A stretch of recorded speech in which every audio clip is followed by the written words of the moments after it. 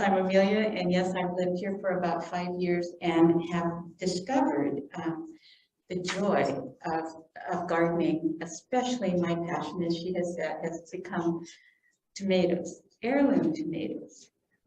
And see if I can do this right. Let me just check here. Just make click right here. Okay, now go ahead and try. This button. There we go. So heirloom tomatoes are tomatoes with history. The history could come from the commercial world, where tomato seeds were sold in seed catalogs before 1940, or the tomato seed could have been a family heirloom that they passed down from generation to generation for at least 3 generations. Heirlooms are all open pollinated seeds, but not all open pollinated seeds are heirlooms. Open pollinated seeds are distinct from hybrids. Open pollinated means that the flowers of the plant can be fertilized by bees, moths, birds, bats, and even the wind and the rain. The seed that forms produces the same plant the following year. Most tomatoes are self-pollinating, which means the structure of the flower allows fertilization before it opens. What I do just to make sure this happens in my tomato garden is I go along and I tap the stems for about 10 seconds as I walk through, checking them out every day, just to ensure that pollen falls down. And I am sure to get that same plant.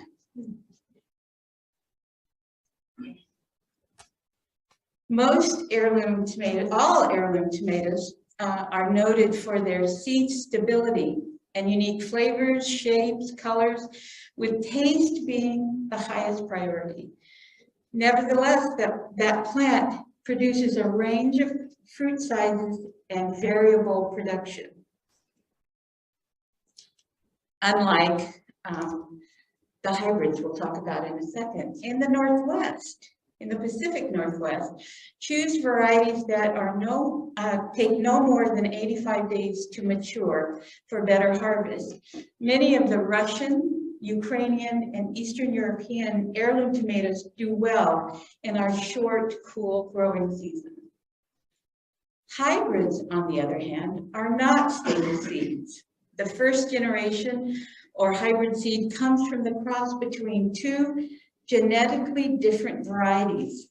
Don't try to save these seeds from your hybrid plant because you never know what you're going to get unless you want an adventure.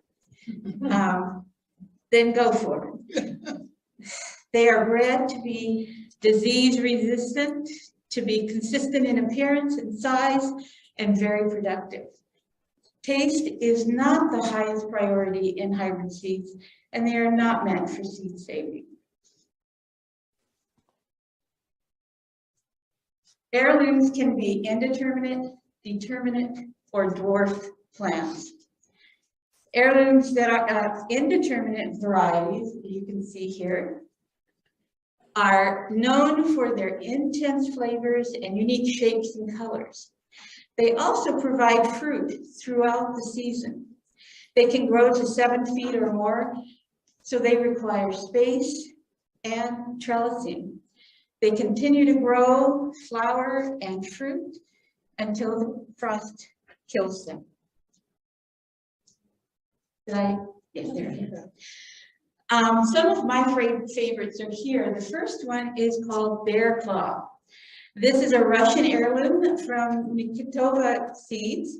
Its name describes the ribbing and shape of the tomato. It's large, oblate, pink beefsteak that matures mid-season with excellent sweet flavor. And it's a large, large tomato. The next is Black Prince. It is also a Russian heirloom. It's a deep red, garnet colored tomato, and it came not just Russia, but from Siberia. from a very cold, short growing season. It is a medium size, it's a round tomato full of rich, fruity flavor, and it's good fresh or processed into tomato sauces or canned them. And it's particularly productive. It's on lots of fruit. The green zebra, you notice I like a colorful garden. The green zebra is an heirloom developed here in Everett, Washington in the 1950s. He did not introduce it into the Tater Mater seed catalog until about 1983.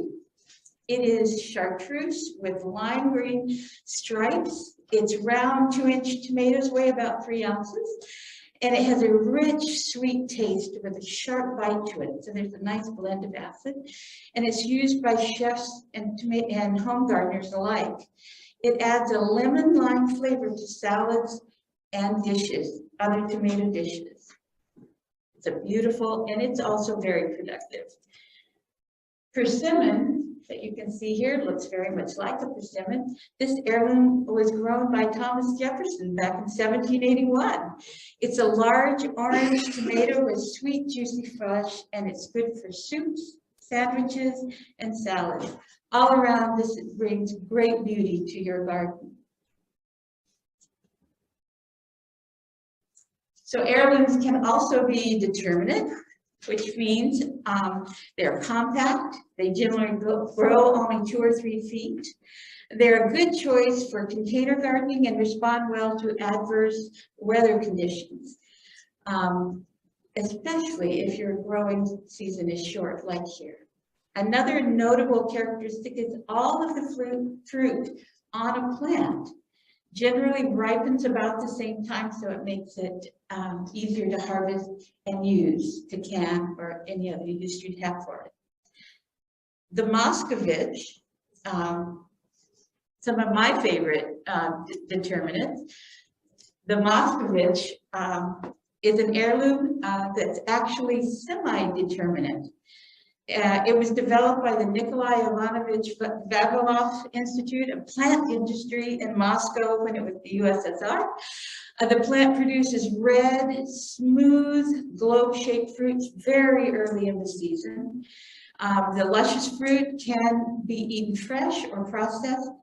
It is resistant to cracking, which is a nice thing to have, and it can be grown in the greenhouse as well as in the field. Other semi-determinants that grow well in our area are Sasha's Altai, another Siberian variety, and Stupice. You might have all heard of that. It's a Czech heirloom. And finally, Taxi. It's a very early, compact, bushy plant that grows well in most areas. It has perfectly round, baseball-sized, lemon yellow fruit that are blemish-free. It's good for slicing and salsas and adds color to your salad. Cosmonaut Volkov is a Ukrainian heirloom named after Vladislav Volkov, who died returning from Earth's space station in the early 70s, late 60s. It's a large, slightly flattened red beefsteak with a well-balanced, complex flavor, a nice mix of acid and sweetness. Very pretty clusters like you see there, very pretty tomato to have in your garden. And this is a whole new area that I wanted to share with you. It's an area that I am digging into, and its heirlooms can be dwarf. Heirloom tomatoes can be dwarf tomatoes, which means that they have thick central stems. You can see that on these pictures. They have a manageable height of 2 to 4.5 feet. They do not require trellising. They have this dark foliage. It's blue-green foliage they call robust that stands out. They're productive plants, and they produce fruits of all sizes, colors, and shapes, except on a small plant. They have a lot of flexible planting because they can be grown very close together, and they can be grown in pots just 5 gallons. So they're very flexible in their planting ability. They can be determinate or indeterminate plant types. The oldest ones that I know of, and I have started researching them quite a while ago, is this one called Dwarf Champion. It showed up in Malley's Seed Annual in 1889 as a distinct upright growth, which allows for double the productivity of early maturing tomatoes per acre because it can be grown so close together. So it was a startling discovery. It's extremely disease-free with very thick stems and this robust foliage. In 1896, Livingston Seed Catalog also wrote about this very productive, distinct variety producing these 4 to 6 ounce fruits. The one that came later was called the New Big Dwarf Tomato. This heirloom was introduced by Isabel and Company from Jackson, Michigan in 1909. As a new departure in tomatoes. It evolved from the efforts to grow a bigger fruit on a dwarf plant. They crossed a Dwarf Champion with a Livingston Ponderosa, which is still around. I may know about it, a large pink indeterminate tomato. So they produced deep pink tomatoes, meaty, oblate, and slightly flattened with a well-balanced flavor. You can get these dwarf plants from Victory Seeds and from Tomato Fest Seeds if you're interested in pursuing this. They make for a beautiful garden on your deck, or if you have a smaller space, you can have several plants closer together, so you increase the amount of tomatoes you can grow in your garden. Prior to the cross-hemisphere dwarf tomato project, dwarf tomatoes were a widely unknown and undeveloped type of tomato. They can be found mentioned in seed catalogs, as I said, dating back to the late 1880s. Nevertheless, little attention was paid until Craig Lahuvier, you see here, from North Carolina, and Patrina Nusky-Small of Australia decided to work together in 2005 to develop more dwarf tomato varieties. Their goal was to create non-hybrid dwarf varieties that would delight home gardeners and also be an heirloom variety for the future. Living in opposite hemispheres and opposite growing seasons, they worked with teams of growers and bred robust dwarf varieties and stabilized these new varieties in record time. By 2011, the Dwarf Tomato Project introduced more than 30 new stabilized, open pollinated varieties available for sale and seed saving. In 2016, Craig Lahuvier published a book called Epic Tomatoes, right here. Beautiful book, and in it, he discusses the dwarf tomato along with every other thing you would ever want to know about heirloom tomatoes. It's a beautiful book. Dwarf tomatoes provide space-challenged gardeners with an opportunity to grow full-size tomatoes of various colors, flavors, and sizes that previously were only available by growing indeterminate tomatoes. This is truly a breakthrough for space-challenged gardeners. Most of the world's seeds are now controlled and owned by corporations. Seeds are disappearing as big chemical companies are buying out seed companies and promoting their own patented, genetically modified seeds with their accompanying chemicals. In response to this, the Open Source Seed Initiative was formed in 2012 to protect seeds from patents and protections. The OSSI, or Open Source Seed Initiative, seeks to protect newly bred varieties from being targeted by these companies. The open source seeds are publicly listed at the OSSI website, so there can be no confusion of their status. You can read their this list and also their pledge at osseeds.org. You can see the URL there. All of the tomatoes provided by the Dwarf Tomato Project are pledged to the Open Source Seed Initiative, which means there are no restrictions on growing, breeding, or saving these seeds, nor can they be patented. Simply said, you must pay attention to where you get your seeds and making sure there are no patents or protections. Make sure when you're choosing your seeds that you look for open source or open pollinated seeds.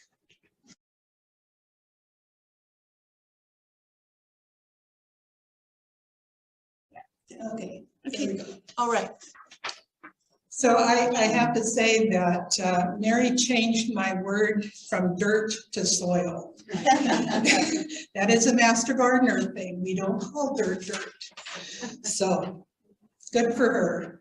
So the reason that Amelia and I are doing this project together is that about 4 years ago, shortly after Amelia moved to town, we met, and then we got together and decided that we were going to look at some tomatoes that I had heard were on sale, which meant going to Patty Flores' house. Now, Patty had been working on Russian tomatoes, and you saw a lot of Russian names in Amelia's presentation. And she had, at the time that we went to her house, had kind of come to the opinion that she was going to give it up. She'd done it for quite a while. She'd been selling her Russians at the farmer's market. Many of you might have seen her there over the years. And it just happened that we clicked at the same time, because she was ready to give up, Amelia was ready to get started, and I was ready to support Amelia. So Patty gave us all of her stuff, and it was a lot of stuff, and it was thousands and thousands of seeds, and we ended up with 35 different varieties of tomatoes. Now, we agreed in taking all of her supplies that we were going to continue the tradition. We were not going to let it drop, and we have been doing a wonderful job at that. So, and it's not always been easy, but we've been doing it. So we got hooked on these heirloom tomatoes. We got hooked on seed saving because Patty had gotten us into that mode. We've now advanced to not just seed saving tomatoes. I do peppers and herbs like cilantro and basil and chives. I do tapsui and spinach. I've gotten to the point where I try to seed save everything I grow. Not to say it's a lot of work, but remember that when you're seed saving, you're doing it at the end of the season. So it's all happening at one time. Just keep that in mind. So there are lots of reasons for seed saving. You decide on your own which reason you want, and there's many more than what's listed here. I've chosen taste as my favorite. And a lot of it came from the tomatoes, because if any of you have bought a store-bought tomato, the ones you get at McDonald's, you know, you grow your own tomatoes from seed, you get flavor. Trust me, and everyone is just a little bit different. So you have to decide which ones you want to keep saving on. And I want to insert right at this point that everything Shauna said earlier, ditto. Everything was right on the mark, and if you're seed saving, you're going to be seed starting. So kind of keep both those thoughts together as you go along. One of the things that we've discovered, Amelia and I, is that seed saving is very community building, for one thing, sharing with others. and we pass our seeds along. And in fact, as you go out today, there are packets of fava beans. And fava beans, and again, Shauna talked about cover crops. Fava bean can be a bean you eat. Most vegetarians know exactly how good fava beans are, but it's also a cover crop. And you can plant it in the fall. You can plant it in the spring. The one thing you want to know, if you want to eat them, just let them mature.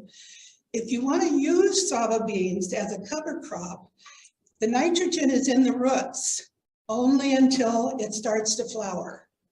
So don't let it flower.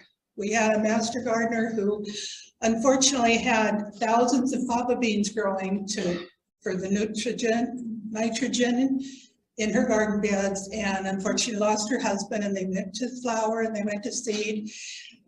Took my family about 2 months to get all of these seeds out of their pods. We have thousands of them. So your benefit is pick up a packet of seeds. Nice thing about seed saving, as Mary said about me, I can't kneel. I can't get down in the soil anymore. I can tell John to do it. He plants everything for me. Seed saving, I just stand in my nice warm greenhouse and I do my little thing and sit down and rest every once in a while, but it's an easy task to do standing up. And that's one of the things I like best about it, along with the sense of satisfaction that I've actually created something. Now, if you've decided to do seed saving and you're new to this, I highly suggest that you don't overwhelm yourself. I will tell you that the first summer that Amelia and I took this project on, we probably grew about 500 tomato plants. Yeah, 35 varieties. 400 of those went into the Master Gardener plant sale. Of course, that was first year of COVID, I think. So we bought amongst ourselves a lot of tomato plants and gave a lot away. I think over the years, she and I have probably grown upwards of 900 or more tomato plants. So my first year I grew 35 varieties so I could save seeds from every one of those varieties. There's a little work involved, but there's also a lot of taste testing. You find the one you really like. We'll sit down and have 5 or 6 tomatoes that we'll sit down together and taste them, just like you would on a TV show or at the brother's greenhouse. And I have discovered that she and I like different tastes. We're not always hooked on the same tomato. Now, what you want to do is pick self or open pollinated plants. And Amelia explained exactly what that all meant earlier. The one thing you do want to do is when you're planning where to put these plants for the first time to grow, you want to keep any that are similar as far away from each other as you can. Now, because they're self and open pollinated, there's not a whole lot of cross-pollination, but you do have to be aware, tomatoes, for example, which are totally self-pollinating, except when they are near a wild tomato plant. And this is something I just learned, didn't even know there was such a thing as a wild. Well, just so you know, Cherokee purple is a wild plant, and it will cross with anything else you might have in the garden. Again, it's a potential, it's which bee flies where. But the one I truly love, I've discovered my very favorite tomato at this point is called Mexico Midget. And it's about yay big. Oh, the sweetest tomato I've ever had. Sweeter than Sun Gold, trust me on this one. So I'm growing Mexico Midget this summer and we'll have some in the plant sale. One thing you want to be sure to do is one of 2 things. You grow enough plants so you can harvest for yourself, because you don't want to be growing plants and then not eating. So make sure you grow enough to eat with at least one left over to save the seeds from. And if you find you don't like the taste of the seed or the plant you're growing, don't save those seeds, because this is for you. You want the ones that taste good. You can get non-tasting good ones at the store. Now, the other thing I recommend is that every plant is a little different. You can't just assume because one plant does something that another plant is going to. And let's see. So it behooves you to do some studying online. You pick a plant and then you look it up online. Now I'm going to recommend that Hubs Extension, WSU Education.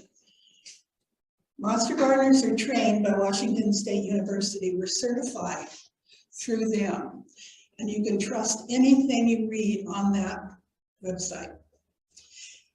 Every master gardener organization within the state has, well, not every, but many of them have their own websites with a lot of really good information. But if you're going to go online and look at just anybody, check out 3 or 4 sources. Don't just rely on the first one you see.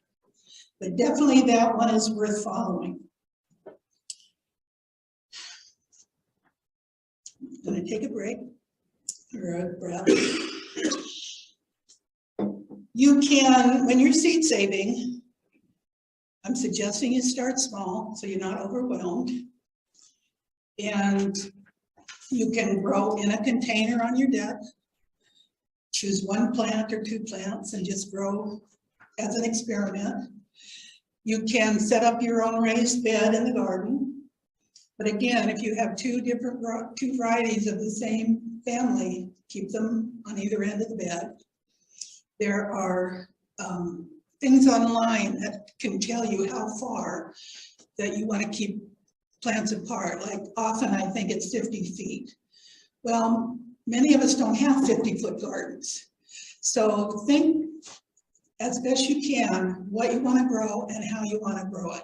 And this comes back to what Shauna was talking about. Plan what you're going to do with those seeds after you've saved them. I am going to be doing a kitchen garden this year rather than out in our garden, which is a ways away from the house, because we found out my daughter who cooks doesn't like to walk out to the garden and get the salad fixings. So if none of the rest of us thinks of it, we just don't harvest. And I've lost a lot of veggies that way. So we're going to do a kitchen garden on the deck with nothing but containers. We've got a pretty large deck, and there's no excuse that way. If nothing else, each person can go out and individually pick what they want off the plant and come in and fix their own salad.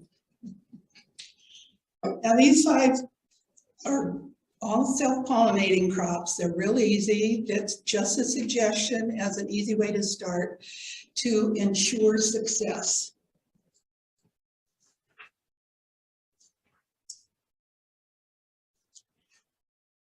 Hardest part for me has always been, what does the seed look like? Again, every plant is different. How do you know when to harvest? When is that seed mature? That little chart on the left you can find on Facebook at Grow Real Food. You have to dig a little bit to find it, but you can go there and it gives you, as you can see, quite a few different varieties. The ones we're talking about today, you can see the beans, the pods are brown and start to open. Lettuce, it's bolted and flowered. Peas, when the plant dies, the peas are ready to harvest for seed. But don't wait that long if you're going to eat them. Peppers, when the plant begins to shrivel, the leaves shrivel, then you know the peppers are mature. And tomatoes are the easiest of all because you just pick them when you're ready to eat them. Take the seeds out of them and then eat the tomato. So as soon as the tomato is ripe, the seeds are mature. Okay, moving on to how to process your seeds. There's 3 different ways. There's the dry seed saving process, the wet, and the fermentation. Dry is easy. Here's our beans and peas and lettuce. Those are all dry process because those seeds grow outside the plant. Or in the case of peas and beans, they grow in pods. So in their cases, These are the seeds, but they're also the fruit of the plant. And they just take dry processing.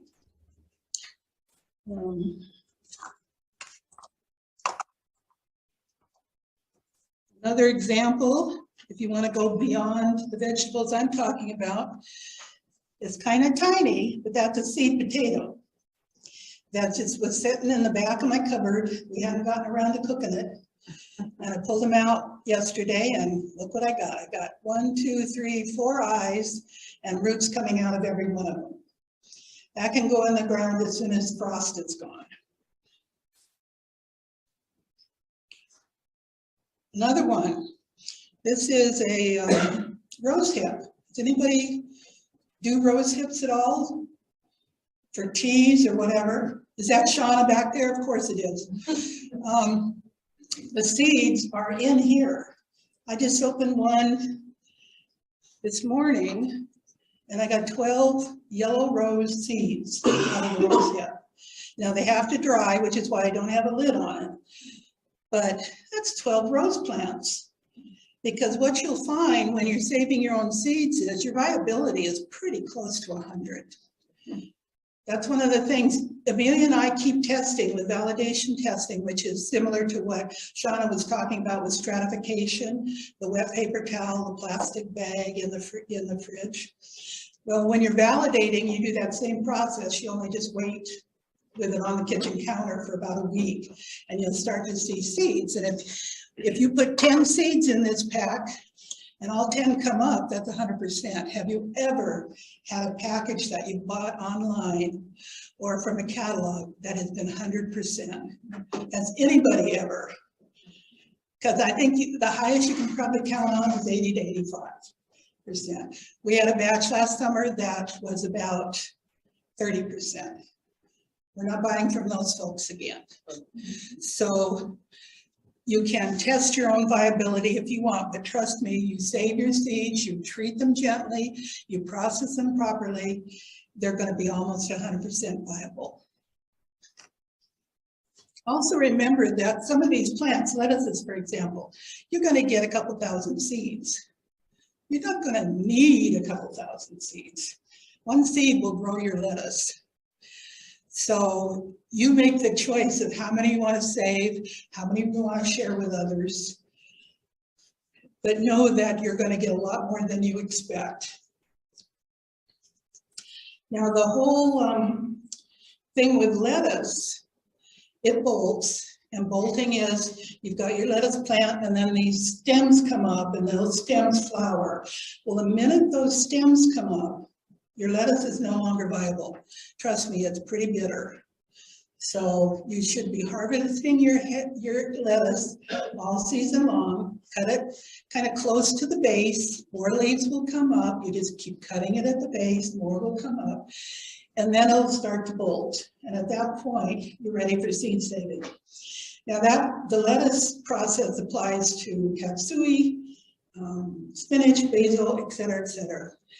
And I've shown a picture here of a way to capture some of those seeds because they're maturing from the bottom up. So, sorry about that. So, put the bag on. After a while, you think you've got enough seeds going, take the plant out, tip it upside down before you take the bag off. Because you want, and then shake it really good, and then take the bag off, and you should get a good crop.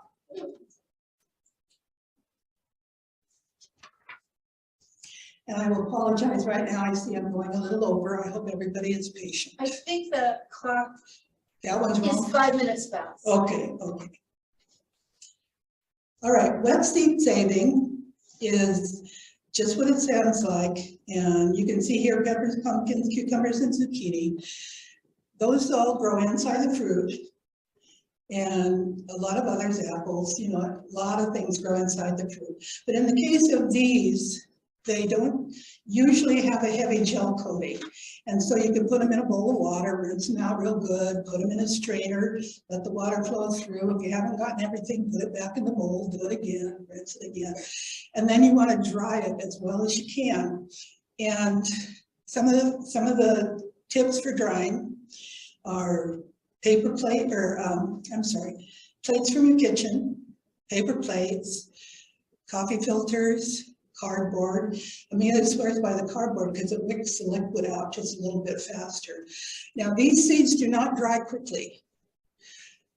So you're going to have to give yourself some time. I thought 24 hours was enough, and I ended up with a container full of mold. Because I just closed, and I've even got a little silk pad in there to keep them drier, but it molded like crazy. So let them dry 3-4 days, however long you can do it, out of the sun, not in the sun. You want them in a nice, well, I recommend the house, actually. Nice room temperature will dry them faster than setting them out in the cold. So, but let them dry thoroughly. Make sure. Oh, don't use paper towels. Don't use napkins, because the seeds will stick to it. Now, if you do accidentally do that, you can just tear the paper towel, put the seed in dirt, and it's still going to grow. The paper towel's not going to hurt it. Just makes it impossible to store.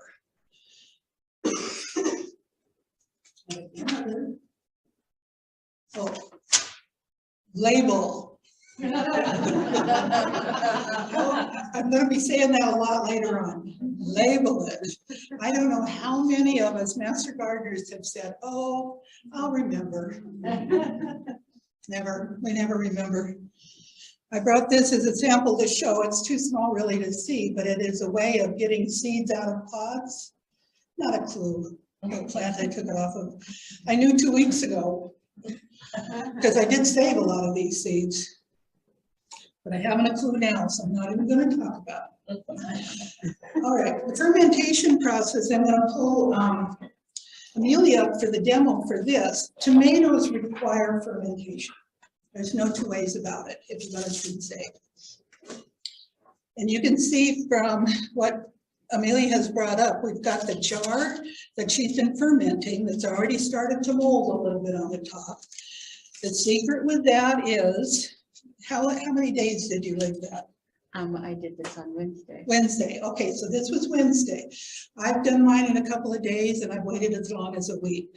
But you get this little layer of mold along the top. That is the gel coming off of the tomato and molding. Also up on the top are going to be the seeds that aren't viable. So when you're getting ready to rinse those seeds, you just scoop off all that stuff on top, throw it away, and then run your seeds through a strainer. What is this one? Labeled. Oh, label. Right on the cup. Trust me, there are, I don't know how many steps in this whole process. Label every single step. So what Amelia's doing, literally, this is easy. She just cut the tomato, squeeze it out into the jar of water. I think I can, yeah.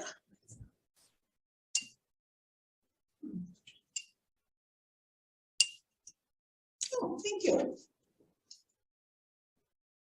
It's that simple.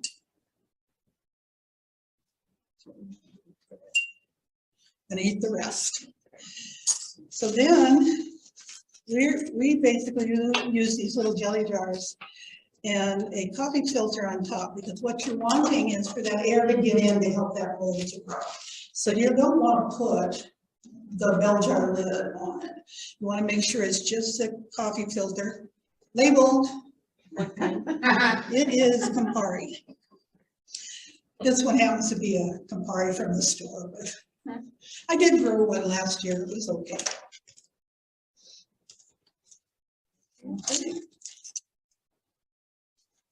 We use rings to make it really nice. Leave it somewhere in the kitchen, out of the sun, and it will mold in a few days, and then you're ready to go. Once you've done that process, rinse the seeds out, dry them on a surface, like I explained earlier. These only take about 24 hours. And we have water in the jar just to make it convenient. So just mix it in with the water. Tell me There was again. water in there? There, I put a little water because there's not a spout up here. And you put a little bit of water in there to help it with this fermentation. Yeah.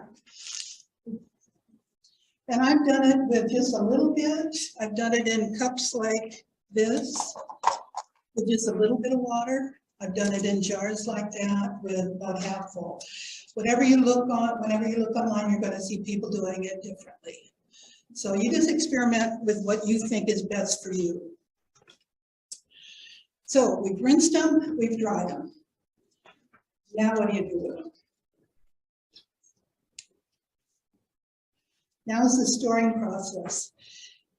When you know for sure they're dry, whatever the seed is, you can put them in, you know, I've got a wealth of different containers, little pipettes, all labeled, in a jar. This is my black cherry, one of my favorite tomatoes. And Amelia, who is much more organized than me, has this setup. And they can be in ones that look metallic. They keep them very well. This is a photo box that I got at Joann's when it was on sale. And I have them separated by color. These are all tomatoes that I've saved. And each little pocket has, for instance, what is this one? Oh, this is small plums-like tomatoes. And I know and the back labels might be all my Russians from 2022, all my Russians from 2019. I keep them all in this, and I put it out in my shed, and it can stay dry, cool, and out of the light. Now, those are stored between 35 and 40 degrees. Some people online you'll see put them in the freezer, some people put them in the refrigerator. Refrigerators, however, are high humidity. They don't like humidity.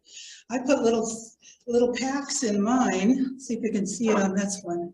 I've got a little pack in there. I know it's tiny. So I buy those 100 in a package from Amazon. And each pack gets one of those little desiccants, is the better term. If they're stored correctly, they're going to last you for years.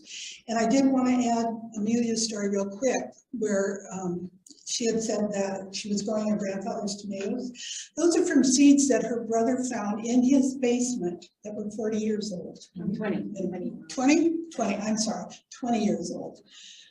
Viability on your own seeds is much longer than what you get in packages. As long as you store them correctly. Don't let them get hot. One summer I forgot mine in this greenhouse, 90 degrees, did not have them. Okay, what they say, label, label, label. This particular slide on the lower left will show you the kind of labeling that seed libraries require. We don't have a seed library here yet. We're hoping someday we will, but there are seed libraries all over the country. And that is a place where you can go and either through a donation or just on the honor system take seeds, knowing that in the end of the season, you're going to bring 2 sets of seeds back. And that's how they maintain the seed library. So highly recommend that. On the right, another plug for our journal that you can get at the checking counter. And it's well worth it, well worth it. Good way to keep track of things. All right, well, I don't know how that happened. Those should have all been white, but this particular slide and the next one are going to be on our website beginning later next week or this week. So you don't need to write these down, but these are sources for heirloom and organic seeds. And these are the sources we used. Amelia held up the Epic book.